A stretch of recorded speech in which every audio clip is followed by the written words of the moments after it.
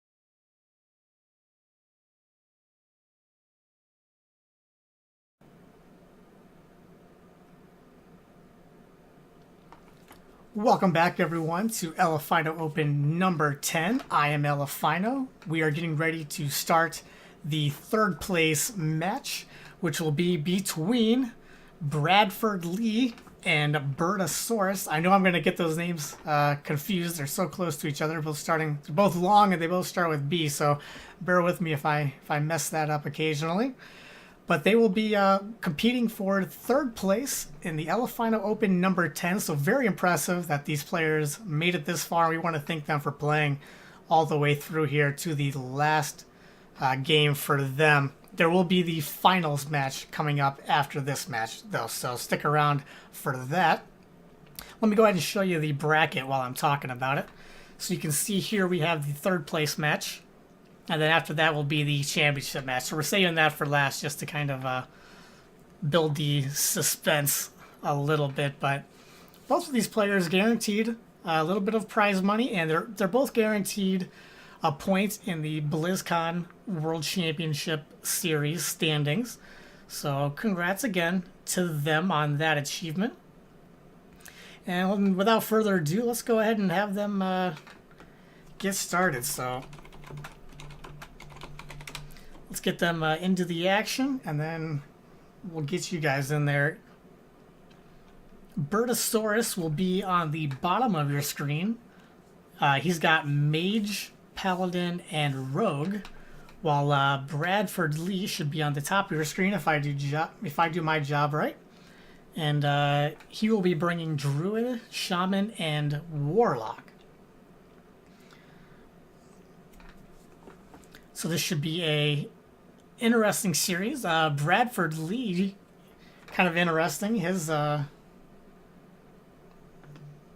warrior was banned in this match, but that was unfortunately his downfall in the last series. So I guess it's probably fortunate for him that he's not able to play at this match. So we'll see how that goes in this one. Looks like we may have a spectator. Oh, nope. Looks like it's going to correct itself. Spectate Bradford Lee's cards. Those should be flipping over here momentarily for you at home. There we go. It's going through a lot of motions here, but it looks like we're going to be settling down shortly. There we go. So Bradford Lee on turn 2 is going to throw out the other Tunnel Trog. And now Bertosaurus wasting no time at all. Both of these players playing very, very quickly. Gonna coin out that muster for battle. And probably just he's gonna swing in there and start chipping away at these tunnel trogs. Doesn't want those to get out of hand too much. Trying to set those up to die here in the future. This Feral Spirit's really good play for Bradford Lee, buffing up both of those tunnel trogs, establishing a huge board. Not able to put on a lot of pressure right now. Bertosaurus gonna have to throw out the Cogmaster and start chipping away at this board. He is gonna throw off. He's gonna keep the 1/1s alive and just use the Divine Shield to finish that off. This is the Avenge, so we'll see where that goes. Didn't really matter, it was the same outcome. This Ancestral Knowledge gonna buff the minions even more, and now he's got 2 5 attack minions on turn 4. That is so much pressure. Bertosaurus is gonna have to use the Consecrate here, so he's able to stave that off a little bit. So fortunately he picked up that Consecrate, able to clear the board here. We'll see if he can start to stabilize, but 10 health is not that much, especially considering the amount of burst that Bradford Lee's Shaman has. That's what they're made for. They are made to do all this burst damage. Fortunately for Bertosaurus, Bradford Lee is overloaded and not able to play the Doomhammer on this turn. He did have the Finley, didn't get anything he would have wanted. He doesn't want to take the dagger because he's got the Doomhammer next turn, so might as well just take the heal, because why not? He was looking for the Hunter hero power or even the Mage hero power to put on more pressure. Going to use that Lava Shock to unlock his crystal so he can play the Totem Golem. He'll be overloaded by 1 next turn, but he'll still be able to Doomhammer. And just so much action going in here in these first couple of minutes. These first 5 turns went extremely quickly. Bradford Lee, with that overload last turn, is not able to have lethal this turn, but still a lot of pressure on the board, setting his opponent down to 4. So a lava burst over the top will even kill him. So even if Bertosaurus has some sort of taunt here, we know he doesn't. But that lava burst would have killed him over the top here, so I don't see a way out of this one, and it appears that he's just gonna buff the Finley and take the damage to his face. So it's a lot of pressure early on from Bradford and Bradford Lee, and he's gonna take game 1 with his Shaman. So that Shaman performing really well in this tournament. That aggression, if your opponent is not able to answer it and stave off that early pressure, it can become very overwhelming and really hard to recover from, and that's exactly what happened in this game as well. So here we go, wasting no time. We are getting into game 2, and Bradford Lee gonna go with his Druid.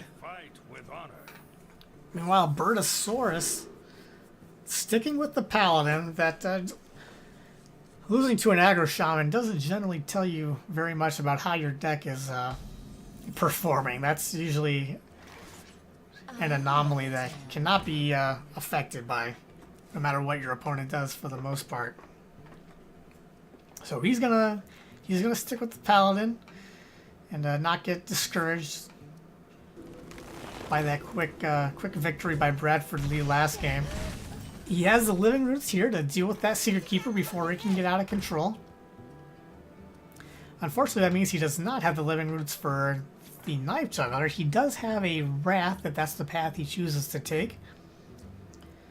He can also set up the Wild Growth, so he has more plays next turn. The Wild Growth would give him a Keeper of the Grove next turn without having to use the coin. So he could use that to peg off the Knife Juggler. He is going to get more value from this muster for battle because the Knife Juggler was not killed last turn. So all those juggles just going to go directly at Bradford Lee's face. So all kinds of value coming from that Knife Juggler. Bradford Lee now looks like he's going to take that exact play I was talking about. Keeper of the Grove, deal 2 damage, kill off the Knife Juggler. That's what he does. Able to come back a little bit on the board here. Bertosaurus having a pretty good turn himself with the Haunted Creeper and the Hero Power. Still able to maintain a pretty good board presence. A swipe would be really huge here. Bradford Lee does not have it though. He could have traded in the Keeper into the Keeper into the Creeper and then swiped off the entire board. But instead, he's going to have to come up with something else. He could set up the Taunt here and then make a trade on board, make a value trade on board, so the Druid of the Claw does not die as cleanly. It will require something from Bertosaurus' hand. He's drawn into all of his endgame, so this is exactly what he was looking for. He had the early game pressure, and now he is curving out just beautifully into his endgame. So he's going to have the 5, 6, 7, 8 draw, and that is just ridiculous. I don't know if Bradford Lee can hold off all that pressure, because this is just going to get insane. I don't think we've seen a secret yet from Bertosaurus, so that Mysterious Challenger is going to pull out 4 secrets, if I'm not mistaken, from earlier. And Bertosaurus is going to have to put on the pressure, and hopefully he can draw into some combo here in the next couple of turns to finish off his opponent. Bertosaurus just going to trade off a decent amount of the board and set up the Mysterious Challenger. The 4 secrets do come out, so he's not playing the Repentance. That would be the 5th secret, and nobody's playing the Sacred Trial, so don't have to worry about that one. So we'll see for Bradford Lee how he wants to navigate this situation. Wrath looking pretty good on the Lotheb, but it will set up an Avenge. And it will have to avenge... The Avenge will have to land on one of the 1/1s, which the odds are pretty good.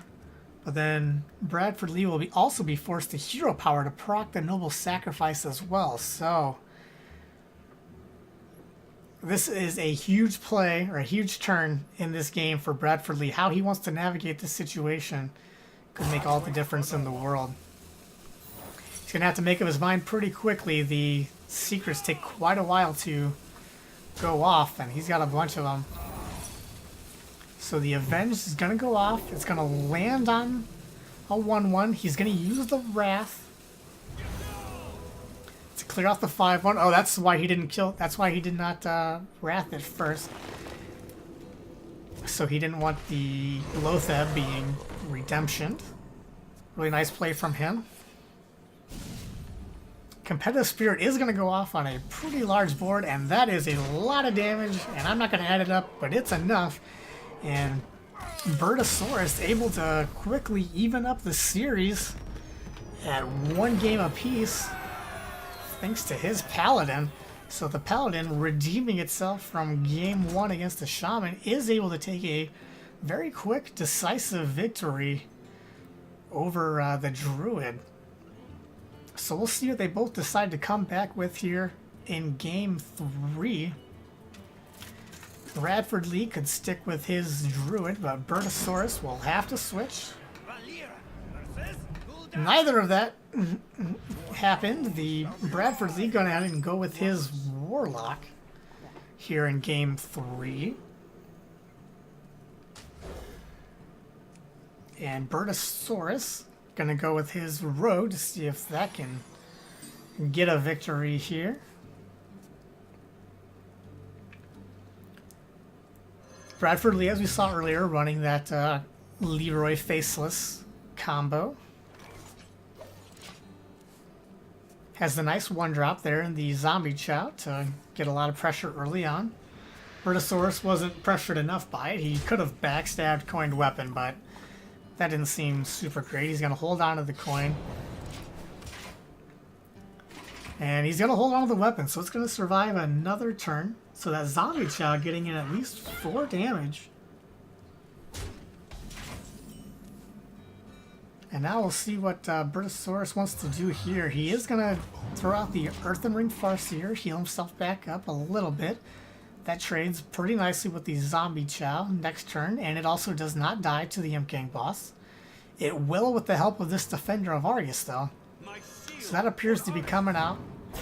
He is going to take the value trade. He takes the value trade with the Zombie Chow, preferring that it dies if either one of them is going to die. Kind of baiting the weapon attack on the Zombie Chow. Betasaurus thinks that's a good idea as well, so he's going to go ahead and do that, heal himself back up to 28, establish the piloted Shredder. And now Bradford Lee has a pretty good value trade if he wants to take it on the Shredder, thanks to it being buffed by the Defender of Argus. That's one option. He's got a couple other options he could do. He could start with a tap here, usually a good play for a Warlock. Gonna tap and see what you want to get. He's flirting with that Faceless Manipulator. Facelessing that Imp Gang boss could be really strong. So he's gonna go ahead and do that play before attacking in for obvious reasons. Fortunately for Bradford Lee, a minion does come out of that Shredder that he's able to kill with the Defender of Argus. So he's able to clear up the board pretty nicely. A Blade Flurry would have punished the Faceless, but he would have had to buff the weapon and do the Blade Flurry, and Betasaurus didn't quite have all those resources now, so he's just gonna clear off that Imp Gang boss and set up the Lotheb, which trades pretty nicely on the board. Can slow down that pressure a little bit. Bradford Lee looks like he's gonna go on the super aggressive here. Nope, hold the phone. He's gonna trade with the Arcane Golem. I thought he was gonna go pressure with the face, but he's gonna just keep the board presence. Trading off the Lotheb. And now Bertosaurus is at 7 mana. He could go up to 8 with the coin, thanks to the Arcane Golem. He has the Prep Sprint in hands, so he could run that if he wants to. He's debating on the Azure Drake. Draw him a card, so he's going to start off with that. Seems pretty strong. He has the blade, or he has the preparation to combo any spells that he might have gotten off of that. So an Eviscerate, a Prep Eviscerate would have killed off the Imp King boss very nicely. So that might have been what he was looking at. Instead, he's going to go with the Deadly Poison. He's going to swing that in there.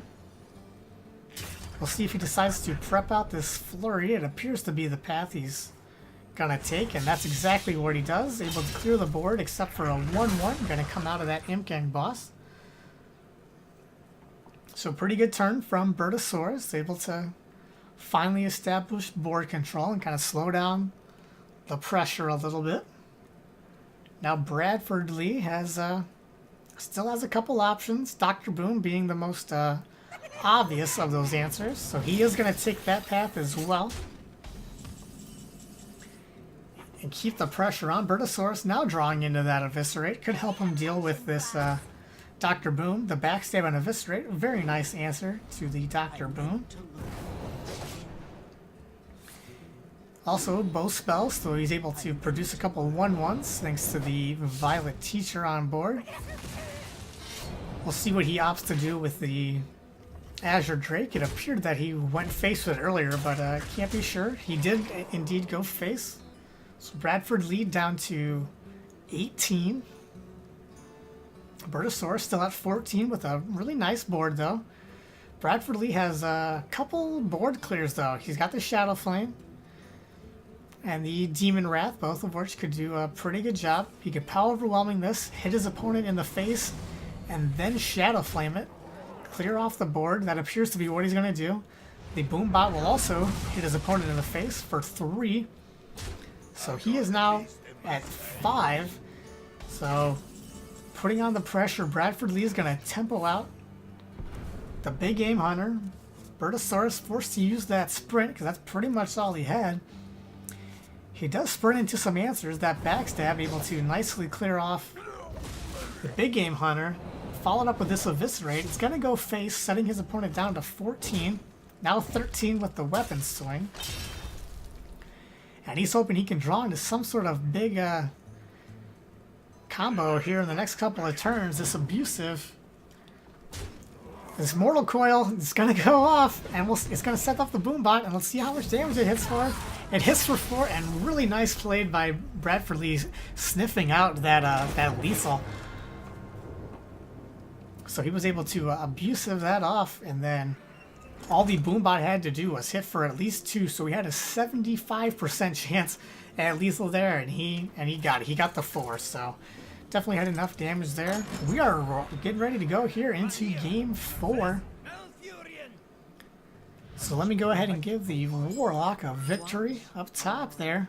So Bradford Lee ahead in the series now, 2-1. He just has to win with his Druid now. Bertosaurus sticking with the Rogue. Both have not the worst hands. Bertosaurus gonna try to hope to pick up some early game minions, but he has his weapon hero power should he need to rely on it until he's able to stabilize a little bit more. Bradford Lee has the Coin Wild Growth, which, while it isn't ideal what you want to see from your Druid based off Bertosaurus' hand, at least it's not a early game minion that he was going to be forced to deal with. So taking the game slow, he's probably okay with that for now. Bradford Lee going to ramp up very quickly, though, because now he's able to play out this Mounted Raptor on turn 3 thanks to the Wild Growth last turn. Bertosaurus has the small answer in the Phantom Knives with his weapon, so he's able to draw a card, deal with this, and a 1 mana cost minion will come out of that. It is the Timberwolf. So not a terrible minion, it's something that Bertosaurus can deal with next turn with just his weapon, if that's his chosen path. Bradford Lee gonna go with the second Wild Growth, having the Dr. Boom in hand. He's just going to throw out the other wild growth. Not a lot of pressure from Bertosaurus' side, so he felt comfortable just establishing that ramp. Bradford Lee, even without the wild growth, could have innervated into the Dr. Boom this turn. So we'll see if he decides to take that play, or if he's got another one. He's looking at... He was playing with the keeper just a little bit, so he might be considering silencing off the Violet Teacher. Now he's looking at the swipe. Swipe Hero Power would deal with it very nicely as well. Or Swipe Wrath would allow him to kill it and draw a card, should he use the Wrath in that situation. Looks like that's what he's going to do. Do a little bit of a cycle into his deck, since he's going to get the ramp. He wants to be able to take full advantage of it, trying to get into some more of those 7 drops here coming up. Put the pressure on. Bertosaurus having a nice 4-drop there, and the Piloted Shredder is going to be answered by Bradford Lee, and the Dr. Boom finally getting to come out on turn 7. Well, not turn 7, but 7 mana, I should say. Now Bertosaurus has a pretty good amount of burst in his hand. He's got a lot of spells, and he's got the preps to back it up, so he doesn't have a Blade Flurry at the moment, so that won't allow him to clear the board in that manner. So we'll see if he wants to use these oils and put on a lot of pressure, or use the oils to clear off the Dr. Boom. He's got a lot of options, and he's definitely thinking about that preparation. Hopefully we didn't experience another spectator bug, but I think he's just debating on what he wants to do next, holding up that preparation. So many options. So we'll see what he opts to go with here. He's going to have to make up his mind fairly soon. The rope's going to put the timer on this.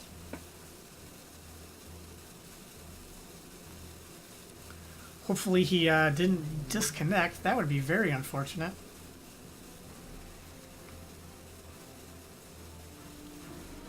Ooh, so the rope does go off, so either we have a spectator bug or Bertosaurus might have just disconnected. Hopefully it was a spectator bug. I'd hate to see a disconnect happen in the 3rd place match. Let's see if we can see what Bradford Lee does. If he doesn't make any moves, then we might have a spectator bug here. Bertosaurus has gone offline. You just saw that, so it was a disconnect from Bertosaurus. Now, per the rules, the official rules of the Elephino Opens, a disconnect is a 1-game victory for Bradford Lee. Now, that is not written in stone. Should Bradford Lee agree to it, they would have the option to replay the game if Bertosaurus comes back. So we'll see how this plays out. Okay, so there is the disconnect from Bertosaurus. Let's go ahead and send you to the bracket. I'm going to try to talk to them and see if I can get this sorted out. Bertosaurus is back online. So actually we'll send you to this screen. It looks a little bit prettier. Tells you a little bit more about what's going on. We're gonna talk to them and see what's going on.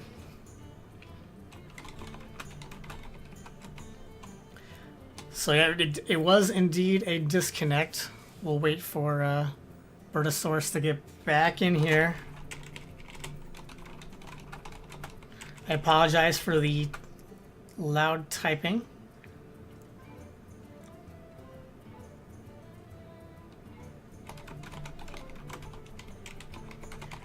So yeah, they're both back, fortunately.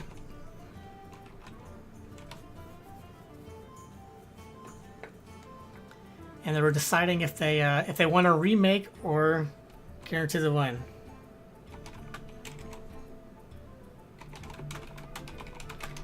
I'm making sure that he knows if he wants to claim the win, he is in his right to. But in the nature of good sportsmanship, it is generally accepted to to remake the game if there was not a clear lethal on board for either player. So it looks like he's going to, looks like he is a gentleman and a scholar. He's going to allow us to remake the game. So we're going to have that exact same action coming at you here really shortly.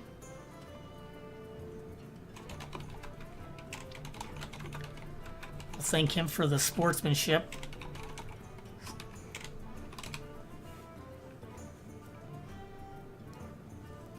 So really nice gesture from Bradford Lee is going to allow us to remake that. So we'll thank him for allowing us to continue the Hearthstone action.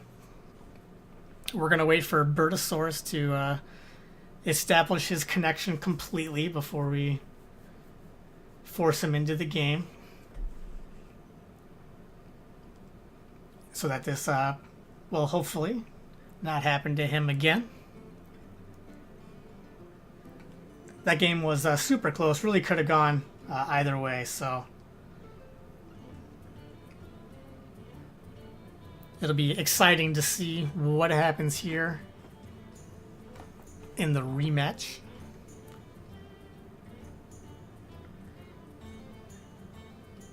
They both appear to be online, so we'll see when he feels comfortable with his internet connection. We will get this game started again. So I apologize for the slight downtime in here, but we are going to get you guys back in that action, and we'll have a replay of that game. Oh, it looks like he might have disconnected again. That would be unfortunate.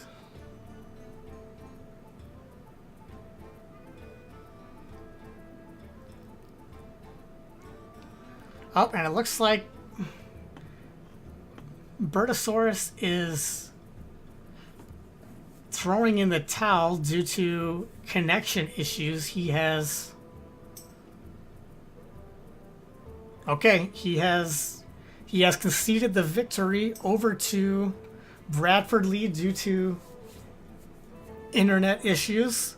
So Bradford Lee will take third place in the Elephino Open number 10. So we'll go ahead and thank them for both of them for playing in the tournament and for doing so well. Unfortunately, it didn't end exactly the way we would have liked. We want to see that get played out, but unfortunate situation occurred with internet issues. So both of those players still going to go ahead and take home a point in the BlizzCon standings.